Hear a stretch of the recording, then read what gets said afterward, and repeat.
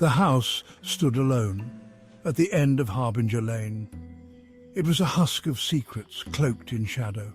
Windows like vacant eyes stared out from the decaying facade. Locals whispered tales of tragedy, of madness, of things unseen. No one dared approach. Not anymore.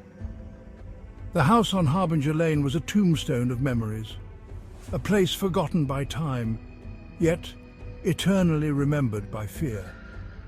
Its silence was a scream in the night, a warning to those who dared to listen. Chicken? Nobody goes near that place, man. You know the stories. Just stories. The air inside was thick with dust and decay. Moonlight sliced through the broken boards, illuminating the disarray within. Floorboards groaned under their hesitant steps, each creak a whispered threat. We shouldn't be here. But Alex, his heart pounding with a mixture of excitement and dread, was already picking the lock. The door creaked open, releasing a musty, suffocating scent, and with it a cold, unseen presence. The attic was a tomb of forgotten things. It was a place where memories were left to gather dust, where the echoes of the past lingered in the air, heavy and palpable. Each step they took stirred up tiny clouds of dust, particles dancing in the dim light that filtered through the small, grimy window. Cobwebs draped everything like shrouds, veiling the remnants of a bygone era. The intricate webs, spun by industrious spiders over the years, created a delicate yet eerie tapestry that covered every surface. It was as if time itself had woven these webs, preserving the attic in a state of perpetual decay. Dust-covered furniture loomed in the shadows, taking on monstrous shapes in the flickering beam of their flashlight. Each piece seemed to have a story, a history that was now obscured by layers of neglect. The flashlight's beam cut through the darkness, revealing glimpses of forgotten lives and abandoned dreams. Whispers seemed to emanate from the walls themselves. The faint, almost imperceptible sounds were like the voices of the past, trying to communicate across the chasm of time. It was as if the very walls were alive, holding on to secrets and stories that were never meant to be heard. Faint, unintelligible murmurs that sent chills down their spines. Then they saw her, a figure that seemed to materialize out of the shadows, a presence that was both unsettling and captivating. It was as if she had been waiting for them, a guardian of the attic's secrets. Propped against a chipped porcelain dollhouse sat a lone figure. The dollhouse itself was a relic, its once vibrant colours now faded, and its delicate features marred by time. It stood as a silent witness to the passage of years, a miniature world frozen in a moment of forgotten play.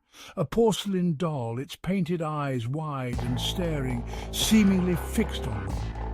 The doll's gaze was unnerving, as if it could see into their very souls. Its eyes, once bright and full of life, now held a haunting emptiness that spoke of abandonment and loss. Its once bright dress was now faded and torn, its porcelain skin cracked in places.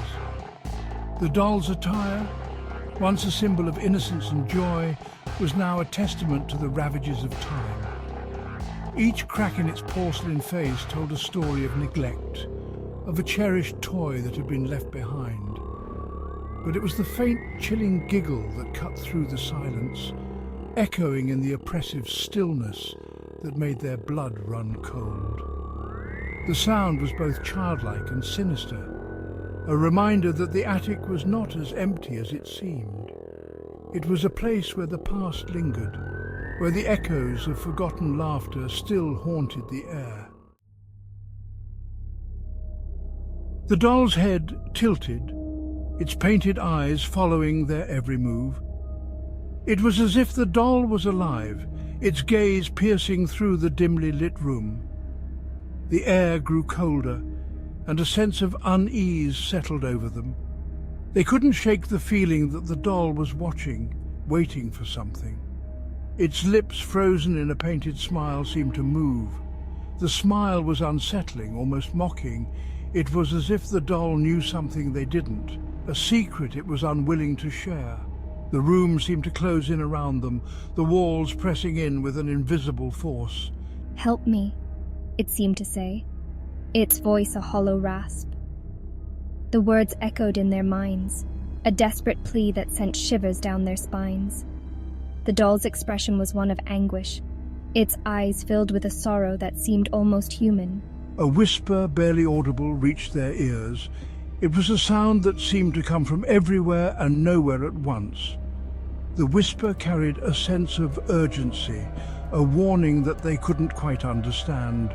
They strained to hear, but the words remained just out of reach. A single tear appeared to have rolled down its cheek, leaving a clean streak through the dust. The tear was a stark contrast to the doll's otherwise pristine appearance, a sign that something was terribly wrong. It was as if the doll was crying for help, its silent plea going unanswered. Panic welled up inside them, threatening to burst. Their hearts raced and their breaths came in short, shallow gasps.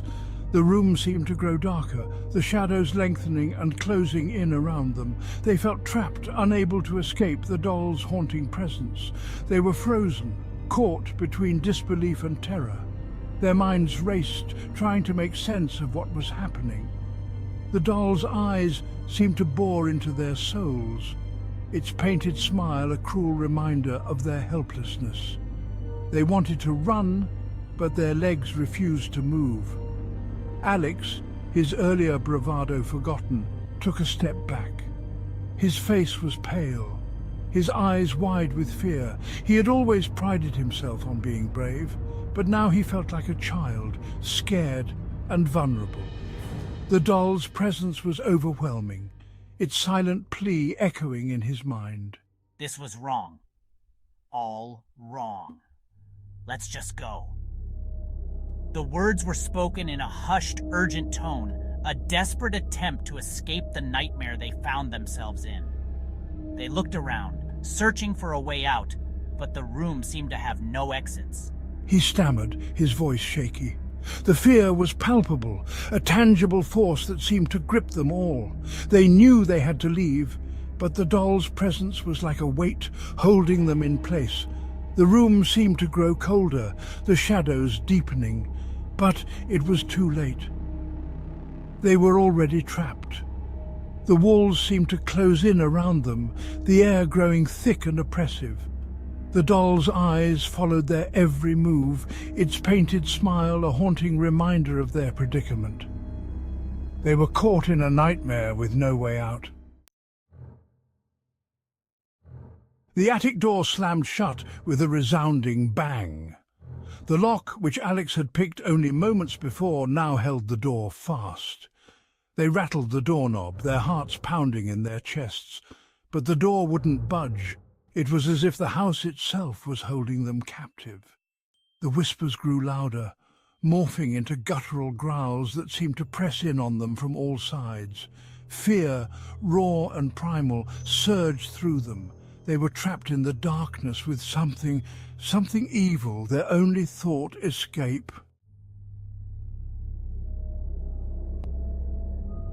Section 7. Trapped Within.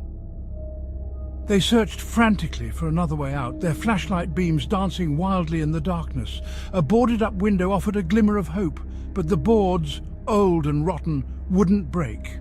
They were trapped, their fear growing with each passing moment. The doll's laughter echoed in the confines of the attic, a mocking counterpoint to their growing terror.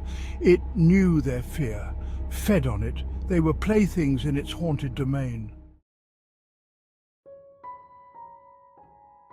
Section 8. The Vanishing.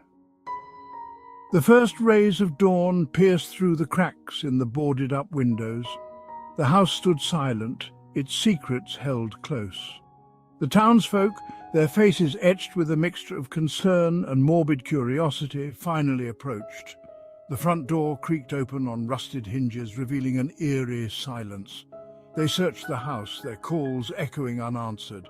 The attic door stood ajar, its lock broken, but the room was empty. The teenagers were gone, vanished without a trace. Section 9. A Soul Clue.